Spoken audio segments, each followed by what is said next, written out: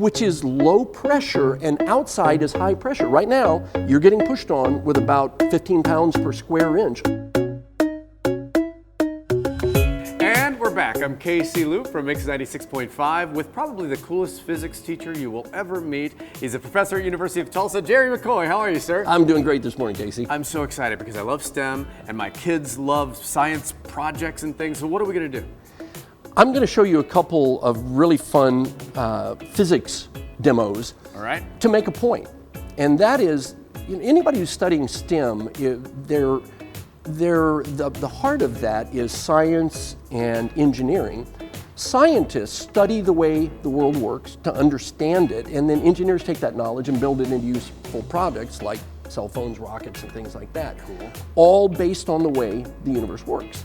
And so here's just a couple of things that my students learn when they're in school. This first one is very simple. And if I take this bottle and give it a whack on the top. We got to put our safety glasses on. Thank you very much. Yeah, thank Safety you. First. Oh, Kids. You look so much better. So, in any case, if you whack this bottle on the top, nothing really interesting happens. Sure. I'm hitting it pretty hard and nothing's happening. You kind of are. Yeah, but now what I'm going to do is I'm going to pour some of this water, and I've dyed it red just so you can see it. And now when I do it, when I give it a crack on the top. Oh my gosh, why? Why? Okay, it's a basic law of physics, or a couple ones that this is obeying, and it happens every time this way. Scientists study it to understand it, engineers try to put it to use. So now, here's what happened. Everything you can touch and feel has this thing called inertia, meaning that it wants to either sit still or move in a straight line at a constant speed. Like the energy's got to go somewhere. Well, yeah, and it's just always going to do that. So, Right. for instance, this hammer, if I set it here and no person comes in and touches, no tornadoes, no earthquakes, you would not be surprised to find it sitting right here tomorrow. Sure. Okay, the water in this bottle has inertia, and it wants to stay sitting where it was. But I gave it a rap on the top and forced the bottle down.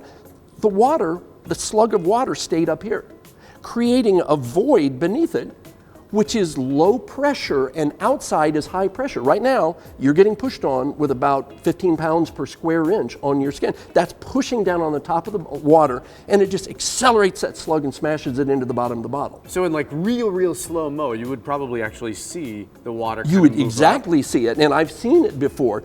This shifts down, the water stays here, the void here with no pressure, the outside pressure pushes it down, it runs and it hammers the bottom of the bottle, which is why it cracks. That is so cool. Yeah, the reason it doesn't when it was just air is because air has no mass, and so it runs into it and it doesn't do the same thing. Excellent. Now you might think, oh, that's really cool. That is really cool. But where would you actually use that? Do you know that the same laws, these laws were discovered by Galileo and Newton, and they're the same laws that we use to launch rockets to Pluto?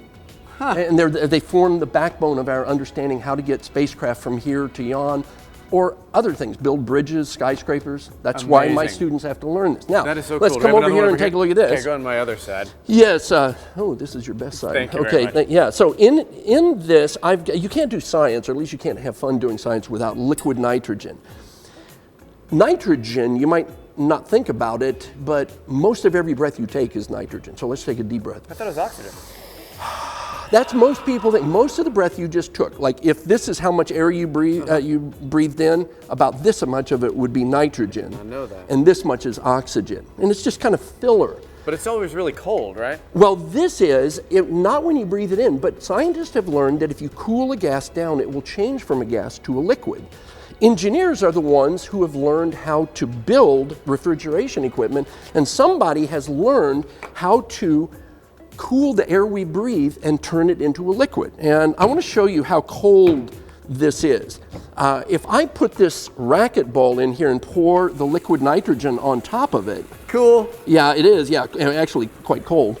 Literally. Yeah, what you see is it's boiling like crazy, Yeah, and why that's is it because the surrounding environment is, which we consider room temperature, is just red hot to that liquid nitrogen, and so it's immediately boiling right back into the air we breathe. Well, just in a matter of seconds, this ball you'll see is frozen solid, more than you would get if you left it in a refrigerator for a year. Okay, now, Wow, that's why am I showing you all this? The reason why? I'm showing you all this is so that I can show you what scientists do when they can't see something. For instance, if you blow into a balloon, it gets big, and nobody would ask, why does it get big? Right, Except a scientist. Oh, okay. Except a scientist. They would say, why did it get big?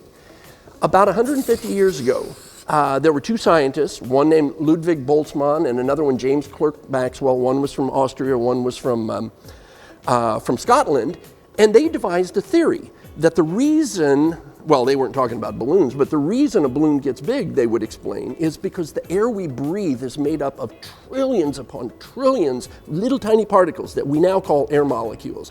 At the time, they didn't know much about it, but they were racing around at huge speeds, and they boom, hit off the edge of the balloon, expanding it out. Now, I'm going to blow this up. So tight that it's wedged in here. It's actually stuck in here, and you can see that because if I lift the balloon up, the beaker comes with it. What those guys devised was a theory that helped understand the way those particles behave, and they understood that when they get cold, they quit moving so fast. People at the time didn't believe it, but all you would have to do is pour some liquid nitrogen on the balloon, and in a matter of moments, it collapses. And I can easily pull it out of there now. But you ask, where'd where did the air go? It's still in the balloon, and only a moment will show you that it's still there. As it's exposed to room temperature, those molecules start to warm back up, start to move quickly again, start banging on the edges of the balloon, and in just a matter of moments... It's like a magic trick, but it's real. Now, again, you might say, well, that's a neat party trick, but who would ever use this? Every refrigerator, every freezer, every air conditioner you've ever met is built on the theory that goes behind this. So this is what scientists and engineers do. Well, thank you so much, Jerry McCoy. I appreciate it. 3 generations at TU, right? That's right. Thanks so much. And more STEM on the way.